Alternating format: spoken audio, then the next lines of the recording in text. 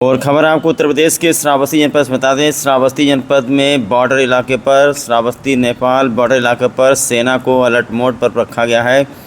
इसकी वजह आप लोग जानते हैं कि नेपाल में सरकार के खिलाफ़ प्रदर्शनकारियों ने विद्रोह कर दिया है और कई इमारतों को फूंक दिया है, जिसमें संसद भवन है, सुप्रीम कोर्ट है, यहाँ तक कि प्रदर्शनकारियों ने एयरपोर्ट को भी अपने कब्जे में ले लिया है। वहाँ के जो मंत्री हैं वो इस्तीफ़ा दे करके वहाँ से फरार हो गए हैं।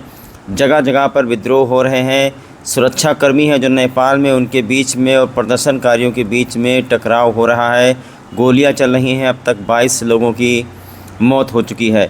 तो पड़ोसी मुल्क नेपाल में जो हिंसा भड़की है उसको लेकर के श्रावस्ती, बलरामपुर, बहराइच, रुपैडीहा बॉर्डर पर, श्रावस्ती तालबगौड़ा के पास सुइया बॉर्डर पर, बलरामपुर में, तुलसीपुर क्षेत्र में, और आपको बता दें कि सिद्धार्थनगर में जहाँ जहाँ पर नेपाल से सटे हुए इलाके हैं वहाँ पर सेना को अलर्ट मोड पर रखा गया है, ताकि प्रदर्शनकारी कहीं इस तरफ ना अपना रुख कर दें, भारत में घुसने की कोशिश ना करें। ये ताज़ा हालात आपको नेपाल का दिखा दें।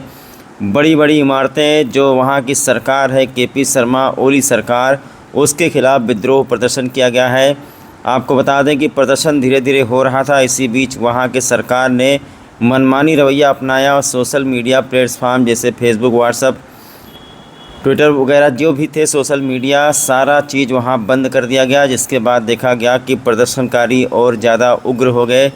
प्रदर्शन धीरे धीरे सड़कों पर पहुँच गया और सुरक्षा कर्मियों के बीच में और नेपाली सेना के बीच में, आम जनता के बीच में टकराव की स्थिति उत्पन्न हो गई। हालांकि जो प्रधानमंत्री हैं केपी ओली नेपाल के, उन्होंने इस्तीफ़ा दे दिया है, लेकिन इस्तीफ़ा देने के बाद में मामला सुधर नहीं रहा है।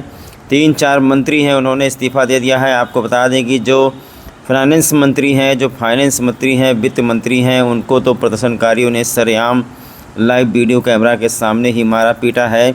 पूर्व पीएम के आवास को भी जला दिया गया है। प्रधानमंत्री, राष्ट्रपति भवन और सुप्रीम कोर्ट जो नेपाल का है, सब जगह पर प्रदर्शनकारियों ने आग लगा दी है।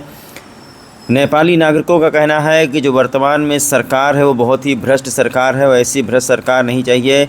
ये भ्रष्ट सरकार सिर्फ बिजनेस करना जानती है, जनता का ख्याल नहीं रखती है, जबकि पब्लिक चाहती है कि सरकार सबके लिए काम करे, गरीब जनता के लिए काम करे।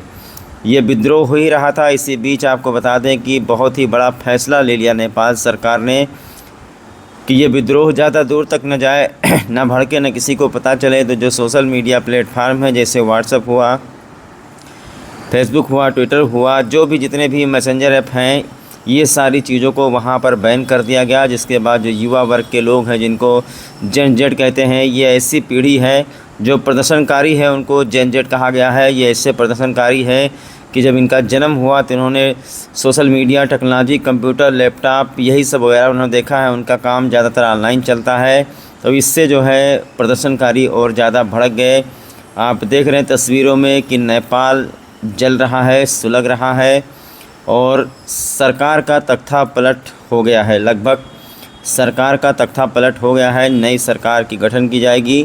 प्रदर्शनकारियों ने कई जगह पर आगजनी की घटना की है, कई जगह पर आग लगा दिया है नेपाल में, नेपाल के काठमांडू में। यहाँ तक आपको बता दें कि बांका ज़िला में भी अब प्रदर्शन होने लगे हैं। उधर बहराइच बॉर्डर रुपैडीहा पर जो भारतीय लोग हैं उनके आने जाने पर रोक लगा दी गई है। वो आपको बता दें कि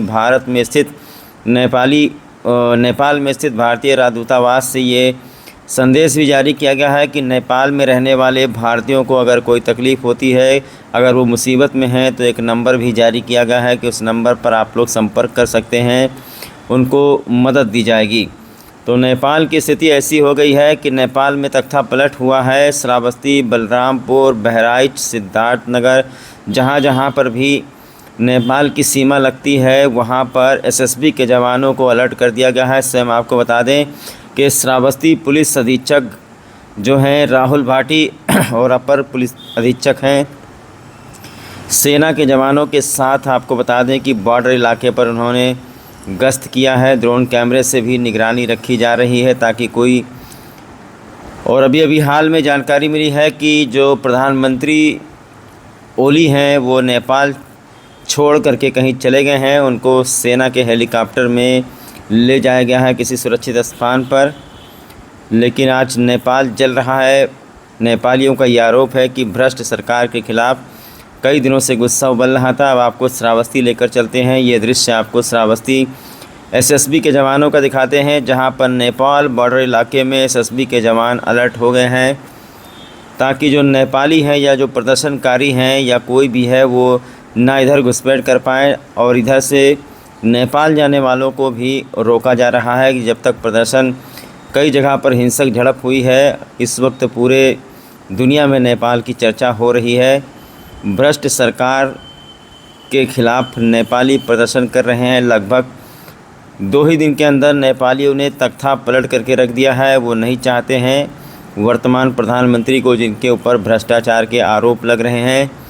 लोग प्रोटेस्ट कर रहे थे, प्रदर्शन कर रहे थे। इसी दौरान सोशल मीडिया ऐप्स को बंद कर दिया गया, जिससे युवाओं का गुस्सा बहुत ही ज़्यादा भड़क गया। देश हमारा है, ये जिंजी लोग का देश है। ये नेता लोग सब भाग गया। ये नेता लोग काम चोर है, भ्रष्टाचारी है। और ये देश के लिए ये जिंजी ने 2 दिन में सब कुछ कर दिया। ये इस नेता सब ने हमारा 19 वर्ष खा दिया। और अब हम लोग का प्रधानमंत्री होना चाहिए। और अब हम ये पार्टी का नेता नहीं मानते हैं। हमारा जिंजी से प्रधानमंत्री हमें चाहिए और राष्ट्रपति हमारा उसी से चाहिए। और जोन मंत्री हमारा जिंजी भाई लोग हमारा देश निर्माण करेगा। हमारा देश फेरी उठेगा, हमारा सिर फेरी वो माथी उठेगा। और हमारा सिर ये नेपाल का सिर है। संसार का लोग ने देखता है अब ये नेपाली क्या है। नेपाली बहादुर है, नेपाली शक्तिशाली है, नेपाली सब कुछ करना सकता है। ये गुलाम नहीं है और उनका देश में करके काम नहीं करते हैं। यही देश में पसीना बगाता है, खून बगाता है। और जिंदगी के ये सब लोग के हम इस देश के निर्माण में आगे बढ़ाए। ये नेता के अब हम लोग सहभागी भी होने नहीं देंगे। ये लोग का पार्टी भी हम नहीं मानते हैं। हमारा देश का पार्टी जिंजी पार्टी होता है और उसमें हमारा भाई बहनी सब काम करता है। और